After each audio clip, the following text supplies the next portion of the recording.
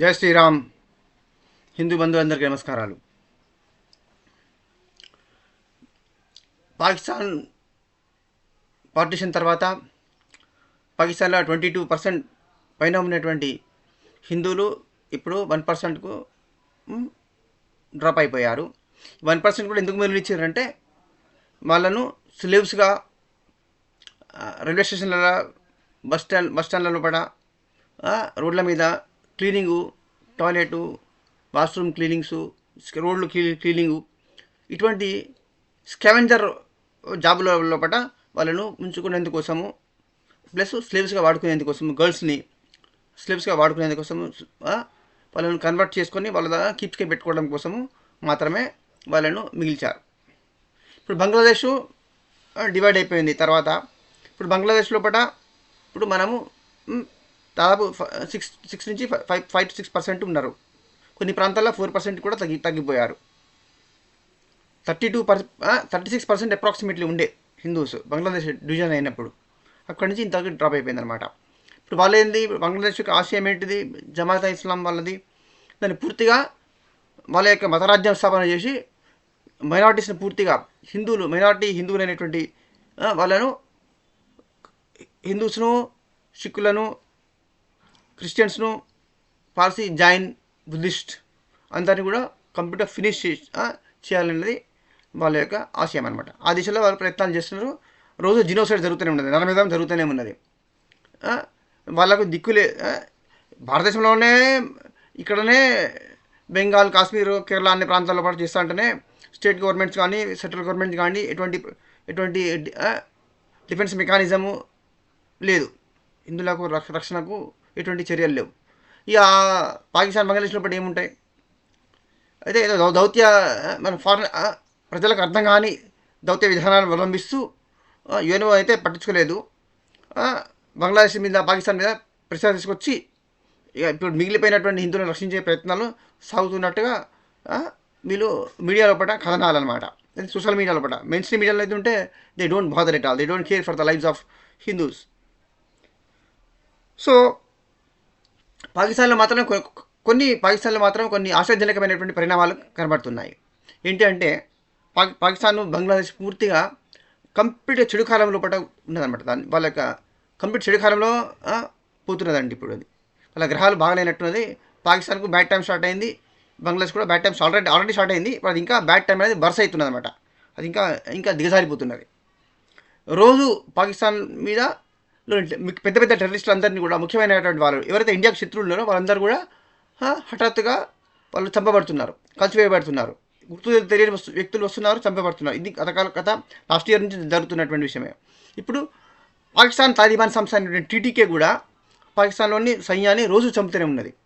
ఈ just 1 year కాలం లోపల ఇది వాషింగ్టన్ పోస్ట్, అమెరికన్ పత్రిక వాషింగ్టన్ పోస్ట్ ఛానల్ వాళ్ళ యొక్క పత్రిక, వాళ్ళ ఛానల్ లోపల పాకిస్తాన్ సపోర్టర్, ఇండియా వ్యతిరేకమైనటువంటి వాషింగ్టన్ పోస్ట్ కూడా ఈ గత సంవత్సరం లోపల దాదాపు 2,500 నుంచి 3,000 వరకు వాళ్ళకు తెలిసిన సమాచారం ప్రకారంగా army, Pakistan military, Pakistan police officers చచ్చిపోయినట్టు, హత్యలు చేయబడ్డట్టు వాళ్ళ యొక్క లెక్కలు, స్టాటిస్టిక్స్ తెలియజేస్తున్నాయి. ఇంకా ఎవరు చంపుతున్నారు, ఏం చెప్తున్నారు, టీటీకే చంపుతున్నదని తెలుసు, గుర్తు తెలియని వ్యక్తులు వస్తున్నారో చంపుతున్నారు అనమాట. అయితే మరి పాకిస్తాన్ వాళ్ళ మీద రివెంజ్ తీసుకుని, టీటీకే మీద రివెంజ్ తీసుకునేందుకు ఏం ప్రయత్నం చేయడం లేదా అంటే, వాళ్ళ దగ్గర ఆయుధాలు మొత్తము వాళ్ళు ఆ యొక్క army general, Pakistan army general అయినటువంటి మునీర్ ఎవడో ఉన్నాడో వాడు సిరియాకు, ఇటు లెబనాన్కి, ఇటు యమన్కి, ఇటు ఇరాన్, ఇటు వాడు ఆయుధాలు అమ్ముకున్నాడు. కొన్ని ఆయుధాలు బంగ్లాదేశ్ కూడా పంపించిండని తెలిసింది. వాడు స్మగ్లర్స్ కూడా అమ్ముకునే ఉంటాడు. వాడు ఉక్రెయిన్ కూడా అమ్ముకున్నాడని తెలిసింది స్మగ్లర్స్ ద్వారా, స్మగ్లింగ్ ద్వారా. అట్లా వాడు బిలియన్స్ ఆఫ్ డాలర్స్ సంపాదించినట వాడు.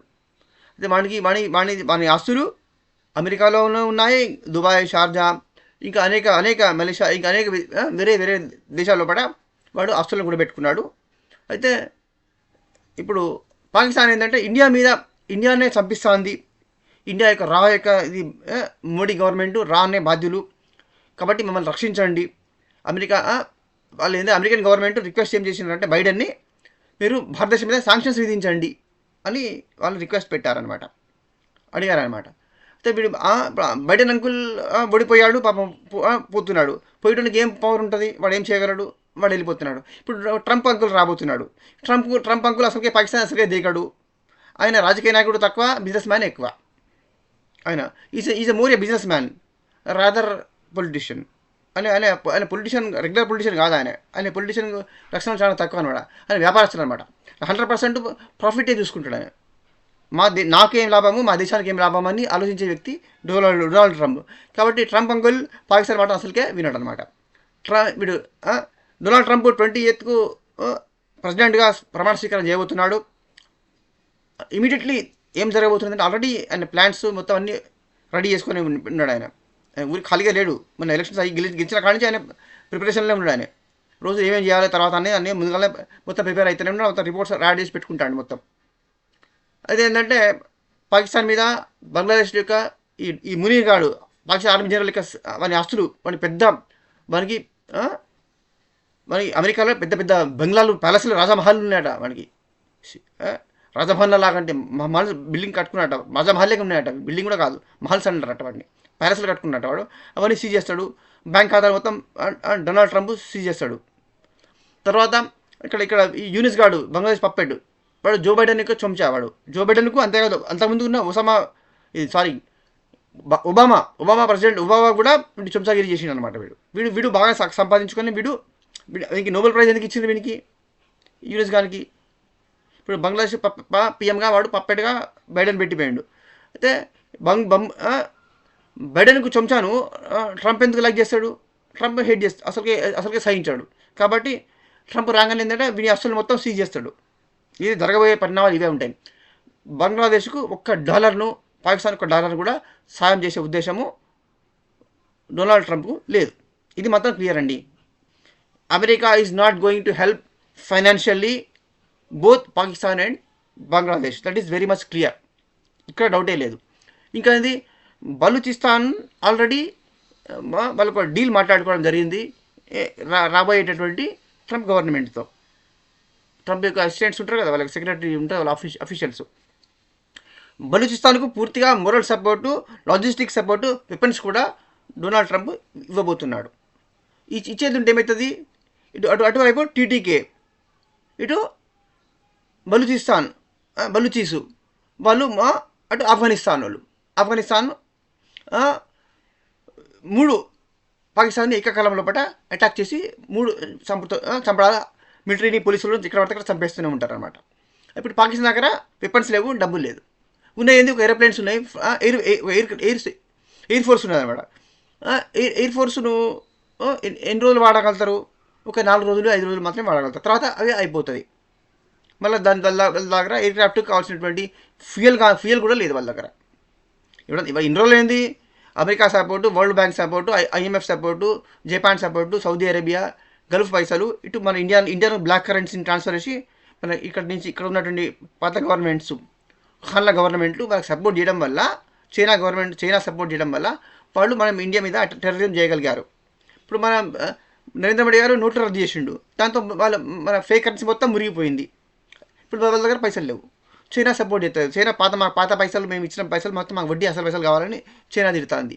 IMF ఇవరకు ఇవ్వలేదు, ఇంకా ఇప్పుడు కొత్తగా మళ్ళీ ఇచ్చేది లేదు అన్నది. World bank ఇస్తలేదు.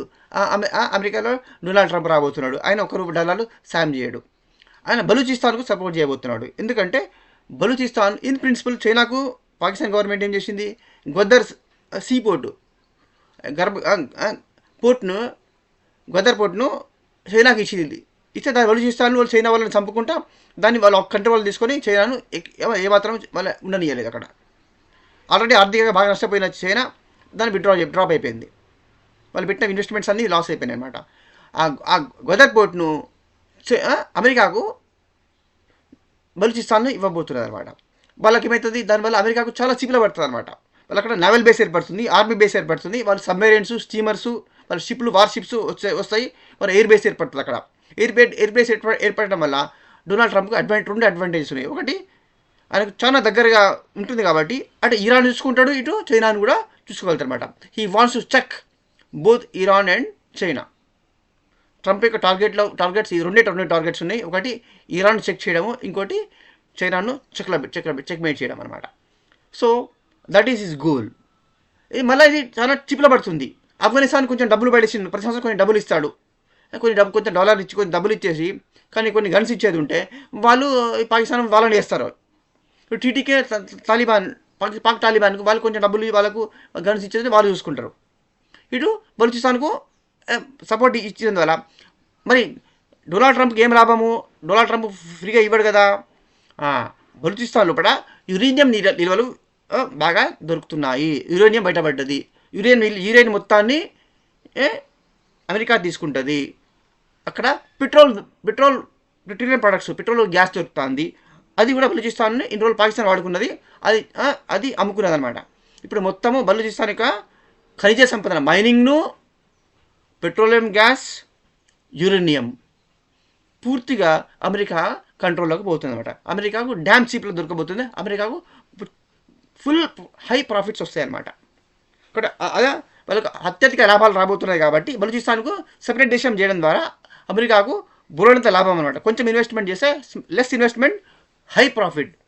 ఇది డొనాల్డ్ ట్రంప్ యొక్క స్ట్రాటజీ, ప్లాన్ అనమాట.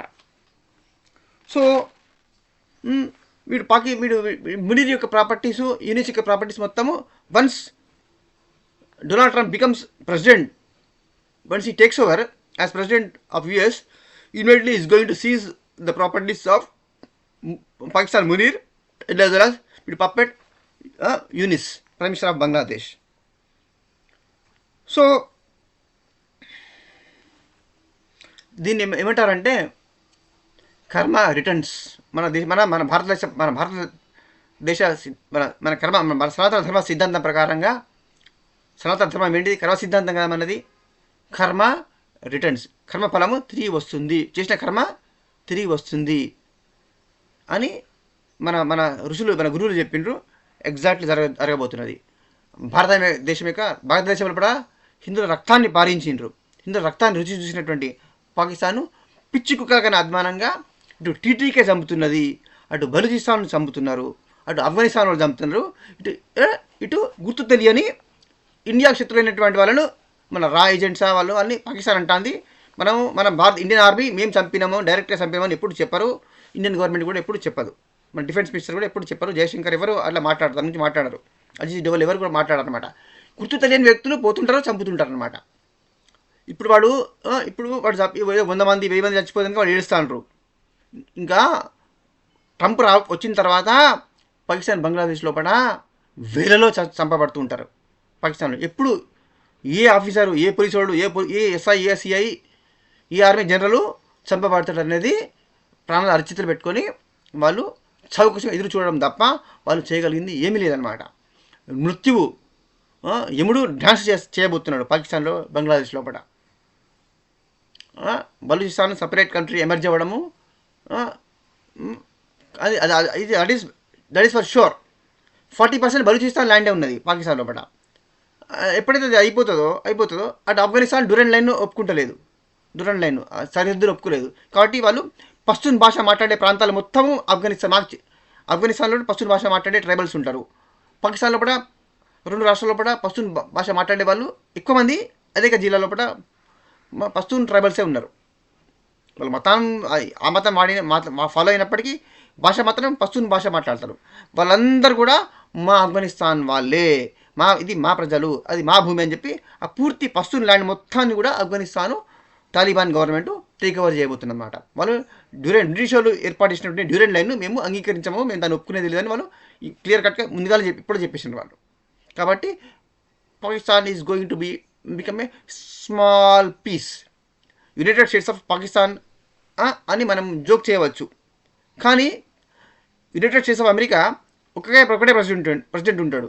కానీ యునైటెడ్ స్టేట్స్ ఆఫ్ పాకిస్తాన్ లోపల ప్రతి ఊరికో separate sarpanch, separate prime minister, separate రాజు, సపరేటు ప్రెసిడెంట్ ఉంటాడు అనమాట. అంటే Pakistan is going to be broken into pieces, ముక్కలు చెక్కలు కాబోతున్నది పాకిస్తాన్. బంగ్లాదేశ్ కూడా ఎక్కువ రోజులు సస్టైన్ కాదు. ట్రంప్ టేక్ ఓవర్ చేసిన తర్వాత ఫైనాన్షియల్గా వయబుల్ కాదు వాళ్ళకు. They don't have financial resources లేవు. అక్కడక్కడ అరఖాన్ ఆర్మీ ఒకవైపు నుంచి వాళ్ళను క్యాప్చర్ చేసుకుంటూ వస్తున్నది. చైనా ఎటువంటి సపోర్ట్ చేయబోవటం లేదు. ఇండియా ఇటువైపు నుంచి ప్రెషర్ వస్తున్నది. వాళ్ళకు ఎటువంటి సపోర్ట్ చేయకపోవడం వల్ల ఫైనాన్షియల్ వైయబుల్ కావాలి కాబట్టి గవర్నమెంట్ రన్ చేయలేదు కాబట్టి యూనిస్ అతి త్వరలో యూనిస్ గవర్నమెంట్ డిస్మాంటిల్ కాబోతున్నది. Bangladesh is also going to see a new turn తీసుకోబోతున్నది. అండ్ వాట్ హ్యాపెన్స్ ఇది అన్ప్రెడిక్టబుల్ అనమాట. మనము ఊహించలేని పరిణామాలు జరగబోతున్నాయి బంగ్లాదేశ్లో కూడా. Please share and subscribe. Jai Shri Ram, జై శ్రీకృష్ణ, వందే మాతరం.